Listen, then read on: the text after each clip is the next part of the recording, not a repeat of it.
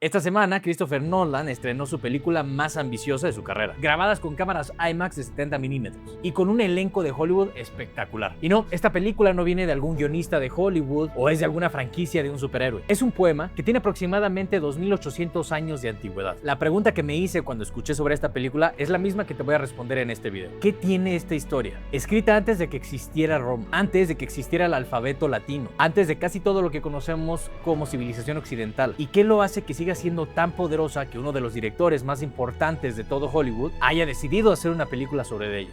Bueno, antes de que entremos de lleno a este tema, te quiero platicar un poquito algo que no he visto que muchos videos de YouTube platiquen sobre esta magnífica historia. Realmente no sabemos con certeza quién fue Homero. Sabemos que la Odisea y la Ilíada nacieron de la tradición oral griega, y la cuestión homérica entre los académicos sugiere que fueron composiciones orales que fueron evolucionando durante generaciones y posiblemente fueron compiladas por distintos autores antes de ser transcritas alrededor del siglo 8 a.C.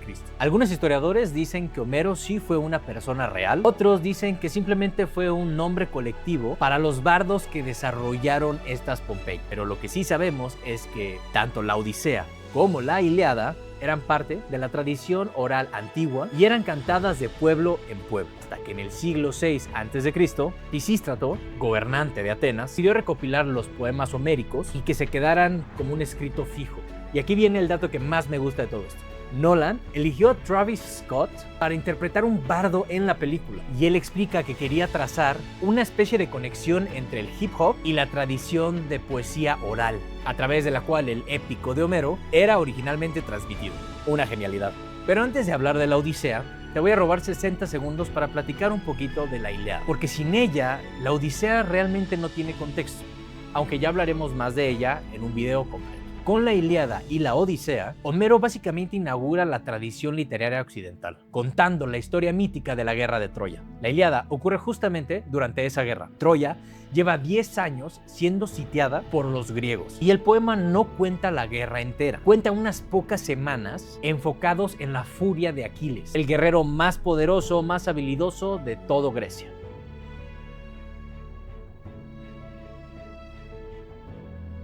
Empiezan a perder.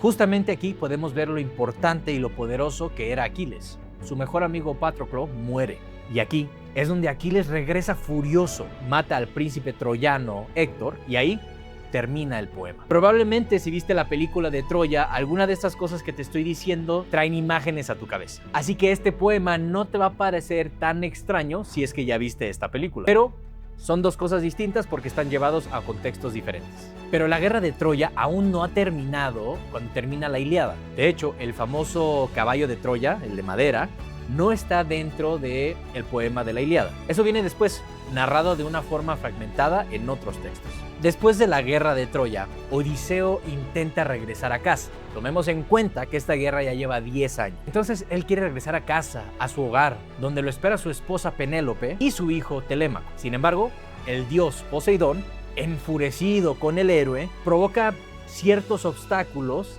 lo que hacen que retrase este viaje durante 10 años.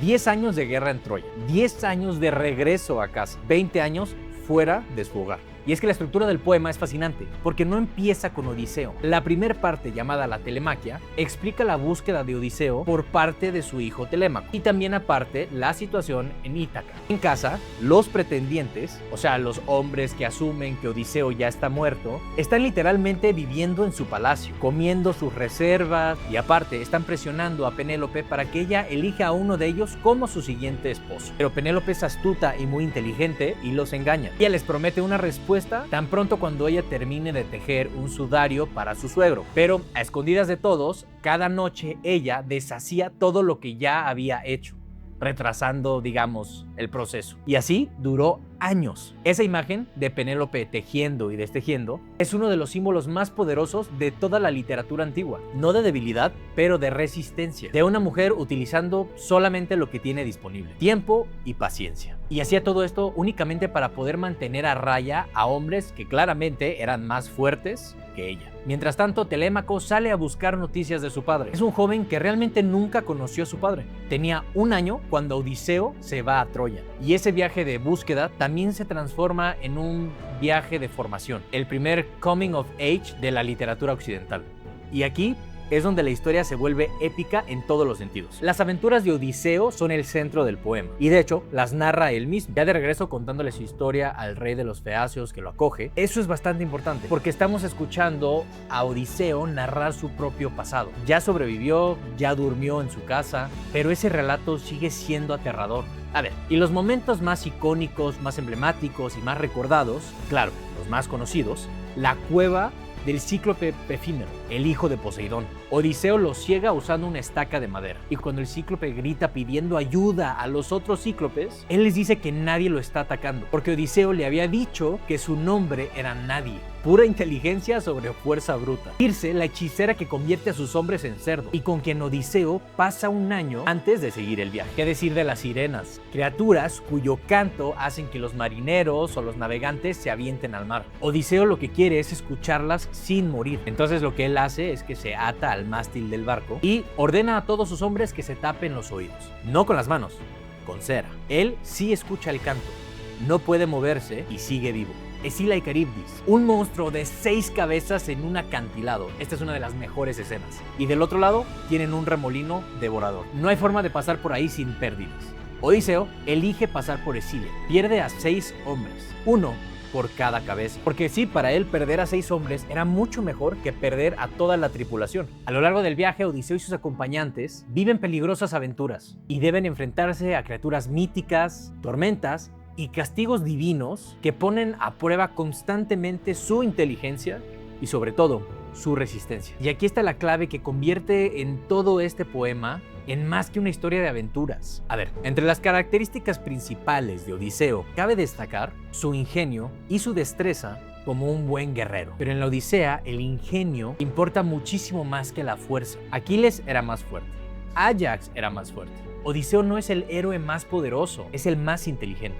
Y es eso, y no la fuerza, lo que al final lo regresa a casa. Cuando Odiseo finalmente llega a Ítaca, lleva 20 años fuera. Su hijo ya es un adulto que nunca lo conoció. Su padre cree que está muerto y su palacio está lleno de hombres que lo que quieren es a su esposa. Y Odiseo cuando llega no entra anunciándose, entra disfrazado de mendigo o de vagabundo. Él observa, evalúa y se pone a identificar quiénes son leales y quiénes no. Y solo cuando tiene esa información, y también solamente cuando tiene a su hijo y a 2 siervos de confianza de su lado, ejecuta su plan, la prueba del arco. Penélope dice que se va a casar con aquel hombre que pueda tensar el arco de Odiseo y disparar una flecha a través de 12 hachas alineadas. Ninguno de los pretendientes siquiera puede tensar el arco. El mendigo pide intentarlo, lo tensa, dispara, y es ahí cuando el mendigo se quita el disfraz. Y lo que sigue es increíble y brutal. Una masacre de pretendientes que Homero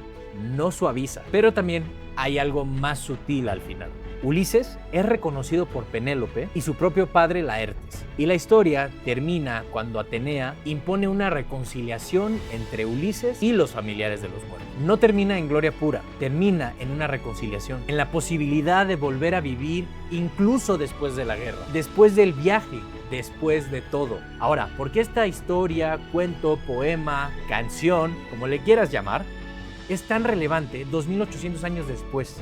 Porque realmente no es sobre un hombre que quiera volver a casa, es sobre algo que todos conocemos: el costo de estar ausente de tu propia vida. Odiseo pasa 20 años siendo un héroe, un guerrero, un explorador, y casi pierde todo lo que realmente le importaba. Es una historia sobre identidad. ¿Sigue siendo el mismo 20 años después de sufrimiento, de guerra, de tentaciones? ¿Te reconoce tu esposa? ¿Te reconoces tú mismo? Es una historia sobre inteligencia, sobre fuerza. En la Ilíada gana quien es más fuerte. En la Odisea sobrevive quien piensa mejor. Y también es una historia sobre el hogar.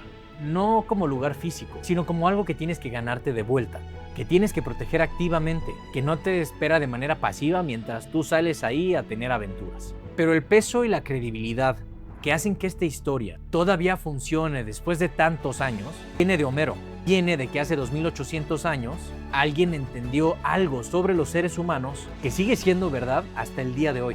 La verdad es que estoy muy emocionado de poder ver esta historia en la pantalla. Si tú ya la viste, coméntame aquí abajo qué te pareció, y si no, yo te voy a dar mi reseña completa una vez que regrese de verla. Pero sin duda, este es un poema que te recomiendo mucho que leas. Ya haremos una versión más completa sobre la Ilíada. Pero si te gusta la aventura, los dioses, la acción, el romance y la resiliencia de una persona para regresar a su casa, este es un libro y una película que tienes que ver.